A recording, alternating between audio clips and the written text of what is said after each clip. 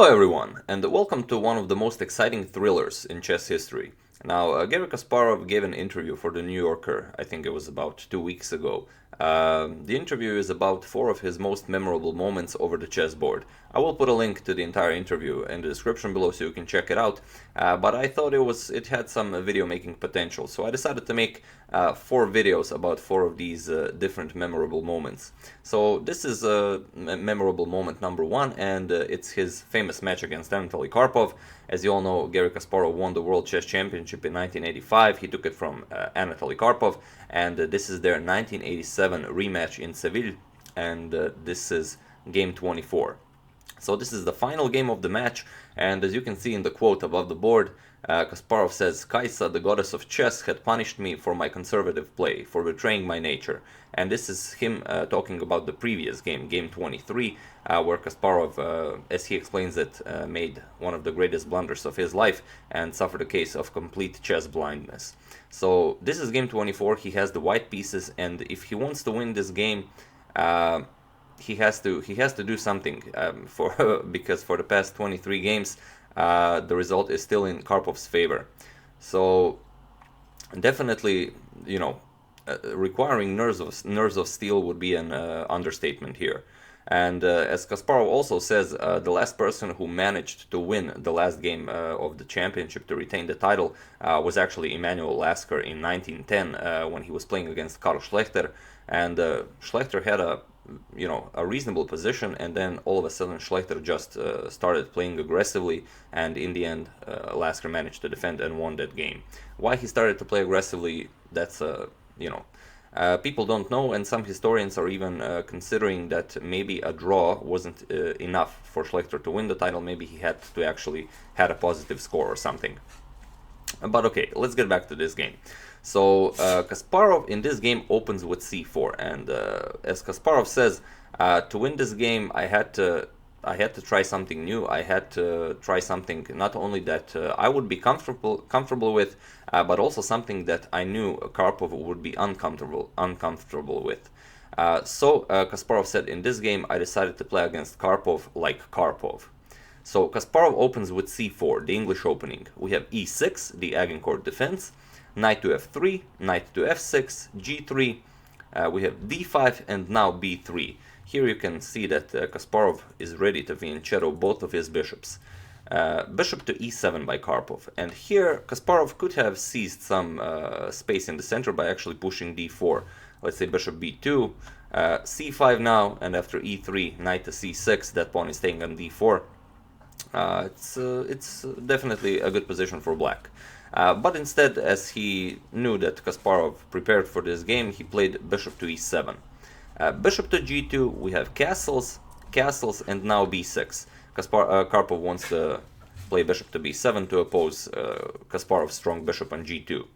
So bishop to b2, we have bishop to b7, and now e3. Knight b to d7, knight to c3, and knight to e4. Here Karpov offers some exchanges in the center, and Kasparov isn't interested. Kasparov declines the trade, plays knight to e2, and here we have a5, d3, and now bishop to f6. Karpov finds a way to exchange pieces, as now if you capture the knight, then bishop captures bishop on b2. Queen to c2, defending the bishop on b2, and now bishop captures. Queen captures, and knight comes to d6 now. And if you look at this position, I mean, you're playing against Karpov. Look at all the squares his knights are covering in the center. This is pretty terrible. This is some control, and you have to win this game. So far, I mean, your position is okay, but it's not looking like you're gonna win this game. Kasparov played c captures on d5. We have bishop captures on d5, and now d4. c5 by Karpov, rook to d1, rook to c8, and now knight to f4. Bishop captures on f3, bishop captures, and now queen to e7, developing the queen, also ready to develop the other rook. Rook to c1 by Kasparov, and now rook f to e8 by Karpov, and now both players have mobilized all of their pieces, and still the position is roughly equal. How is Kasparov going to win this and retain his title? Well, we'll just have to watch and see. He played the d captures on c5. knight captures on c5, and now he pushed b4. He wants to destroy this connected pawn chain Karpov has on the queen side. A captures on b4, queen captures on b4, and now queen to a7. Both players now have a nice pawn on the queen side. Karpov immediately plays queen to a7, going for the a2 pawn. We have a3, the queen is now defending the pawn, and knight to f5. Rook to b1, threatening to capture the rook on e8 and then capture the pawn on b6. So we have rook captures, and now queen to c7. Here Kasparov plays knight to d3. What's the idea here? Karpov definitely can exchange here, and it would be in his favor to exchange this knight, but first he decided to play h6. He wants to create some breathing space for the king, so there won't be any back rank complications later. So h6, and here Kasparov plays rook to c1, now pinning that knight. We have knight to e7 and queen to b5 now. Knight back to f5, as now Karpov wants to again play knight to d6 with a tempo on Kasparov's queen. Kasparov plays a4, and now knight to d6. Queen back to b1, and now queen to a7 again. And this is the crucial moment of the game. Karpov plays queen to a7. There's a double attack on the a4 pawn, and Kasparov has to do something. It's a hard decision to make, and here Kasparov played knight to e5. He offers the pawn on a4. Of course, you can't capture with the queen because queen captures on b6, but you can capture with the knight. And here, maybe just like in the Schlechter game against Emanuel Lasker, Karpov could have completely ignored this. He could have just moved the rook f8, rook e8, but he actually decided to play knight captures on a4. I don't think Karpov actually wanted to go for a win here. I just think he thought that he has the time to grab it and then go back with the knight, and that it will be easier for him to draw the game. But okay, Karpov played knight captures on a4. Here we have rook captures on c8, we have knight captures on c8, and this is another critical moment of the game. Here Kasparov hasn't calculated everything, but something very weird happened here. The arbiter that was watching the game, he tapped Kasparov on the back and he said, Mr. Kasparov, you have to write down the moves, because Kasparov was so deep in thought, he forgot to write down his previous two moves. So and when you're calculating variations in chess, you don't want anyone distracting you. So, I mean, you're calculating a variation here that will either win you the World Chess Championship or it won't. So, any distractions are not welcome. But okay, that did happen, and here Kasparov played queen to d1. And the queen to d1 is a good move, but he actually had a winning move. This is something Kasparov felt when he sacrificed the pawn, but he didn't find it now. Whether he would find it if the arbiter didn't tap him on the back, that's a different question, but the move he missed, because I will explain why he played queen d1, but the move he missed was actually queen to b5. Keeping an eye on this knight on a4, also threatening queen to e8 check, picking up the knight, and also the queen from e8 would be controlling f7 square, and knight is ready to capture on f7. So here king to h7, not allowing this check, but queen to e8 nevertheless. Now knight to d6, attacking the queen and also defending the f7 pawn. Queen to e8, and this queen to e8, this is the move Kasparov probably missed when he was calculating the queen to b5 move. Because now the queen is attacking the knight. The black queen, there is no square from where the black queen can defend the knight. And here, if you play knight to f5 or something to defend the knight, it's all over. Knight to c6, attacking the queen, and the knight is protected by the bishop on f3. Queen has to move, and now comes g4, and black loses a piece. If you move the piece, then comes bishop check, knight g6, and now knight to e7 with a discovered attack on the queen, and also there's a threat of queen to g8 checkmate. So when you play something like h5, you don't even have to take the queen, it's a forced checkmate. Bishop captures, pawn captures, and now queen here, king here, and f4. and there is no defense either against g5 checkmate or queen to h8 checkmate. So this is the idea Kasparov missed after this knight captures on c8. He didn't find queen to b5. Rather, he played queen to d1, but he thought this comes with the same idea. He's still eyeing the knight on a4. He's still threatening rook to d8 with check winning the knight, but there's a difference. Now it's queen to d8 and it's not queen to e8. So this gives Karpov a great opportunity to defend. But unfortunately for Karpov, here Karpov misses the best defensive move. And I will show you the move, but only after I show you the game. So this is move 33, and here Karpov played knight to e7. And that best defensive move that Karpov didn't find, Kasparov didn't see it during the game. They found it only after the game when they analyzed it. So queen to d8 check, king h7, and now knight captures on f7. Kasparov grabs a pawn. We have knight to g6, guarding the h8 square, and now queen to e8. We have queen to e7, offering a trade of queens, so either you trade queens or the queen moves and then Karpov grabs the knight. So Kasparov plays queen captures on a4, we have queen captures on f7, and now bishop to e4, pinning that knight, and improving the position of the bishop as it was attacked on f3. So king to g8 unpinning, and now queen to b5, attacking the b6 pawn. There's no way to defend it. If you move the queen, then Kasparov will grab the knight on g6.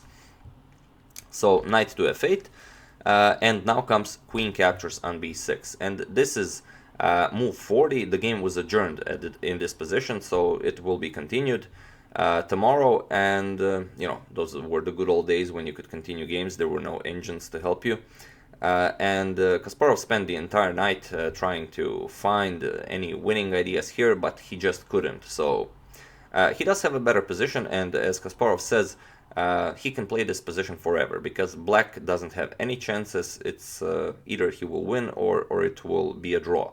Because only white can play for a win here. But another interesting thing, as you'll see in the interview, if you check it out in the description, when Kasparov came the next day to the chess game and they were about to continue this game, he came a bit early, and when he saw Karpov approaching the stage, he saw on Karpov's face and in his body language that Karpov actually thought that he couldn't defend this position against Kasparov. And Kasparov says it was actually in that moment that he knew that he had winning chances. So here, queen to f6 by Karpov, queen to b5, we have queen to e7 and king to g2. As Kasparov says, maybe some of these moves are meaningless, but you know, you don't have infinite time to try and find a move. And another thing is it gives Karpov a chance to blunder. So here already g6 is played, and g6 is an inaccuracy. You don't want to touch any of the pawns. The pawns are nicely on dark squares. You just want to play something like knight d7, knight back to f8, simply keep the position as it is. Even if Kasparov plays something like bishop b1 to a2 to try and pin this pawn and maybe push f4, f5, Karpov can always simply move king h8. So here Karpov played g6. Kasparov played queen to a5 again. We have queen to g7, queen back to c5, queen to f7, and now Kasparov pushed h4. And this is the magical moment in the game where Karpov pushes h5. And when Kasparov saw h5, he knew that he was gonna...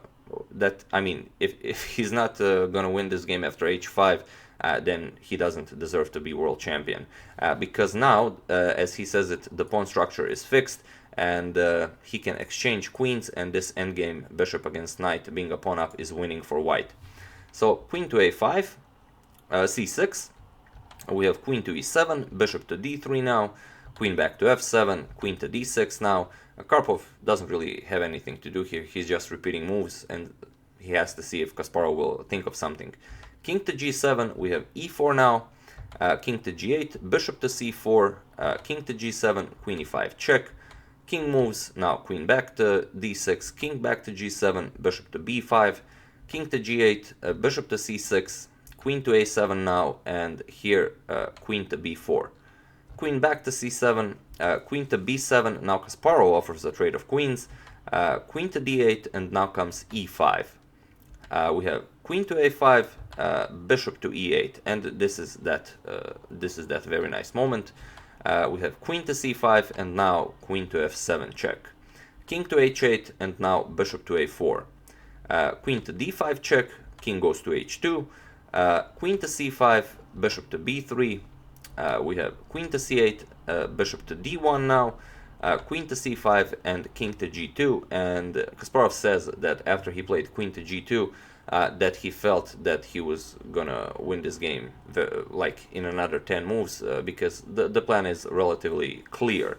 But he didn't even have to, because it was actually in this position that Karpov resigned the game. The score was 12 to 12 in their second World Chess Championship rematch, and Kasparov retained his title.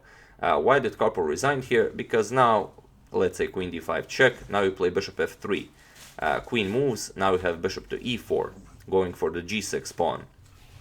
Queen to b4, attacking the bishop, now king to h2, not allowing it to be captured with check. Now if queen captures, then queen captures knight here, this will be winning. Let's say, well, okay, let's show it. If queen captures, then queen captures here, and after king moves, then queen f7 check, king h8, and now queen captures on e6. This is being 2 pawns up, and black doesn't have any counterplay. So after king to h2, let's say maybe even queen c5, but now comes king h3, queen b4 back, and now f3. You don't want to grab that g6 pawn just yet. Queen to c5, now bishop captures on g6, knight captures, queen captures, and after queen captures on e5, queen h6 check, king to g8, and now queen to g5 check. And now you see that the Kasparov forces a trade of queens, being a pawn up. This is completely winning. Queen g7 or queen captures, it's all the same. Queen captures, king captures, and now after g4 and a couple of more moves, you can see that this is the ending result, and this will be completely winning. So yeah, after king to g2, Karpov resigned the game, and you know, it's a very important moment in chess history. Yeah, I forgot to show you. This is a photo of them from this game. I took it from this article from the New Yorker, as you can see here. You know, quite intensive. Both of them young. Both of them eager to play good chess and to become the world champion. And another thing I have for you is this. This is their overall lifetime record in classical games. As you can see, Kasparov beat Anatoly Karpov 28 to 21. So Kasparov won 28 games, Karpov 21, and they drew 121 times. So as you can see, that's a pretty big rivalry that's lasted for like forever. And I don't think there's been a rivalry like that ever in chess history. So both of them played amazingly, and it was always by like this that Kasparov managed to gain the title and to retain it.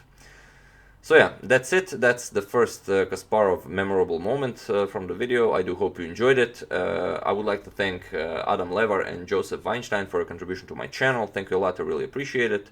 I'll probably make more videos like this, you know, part 2, 3, and 4, but we'll see. So yeah, as usual, you can check 2 of my previous videos here. Thank you all for watching, and I will see you soon.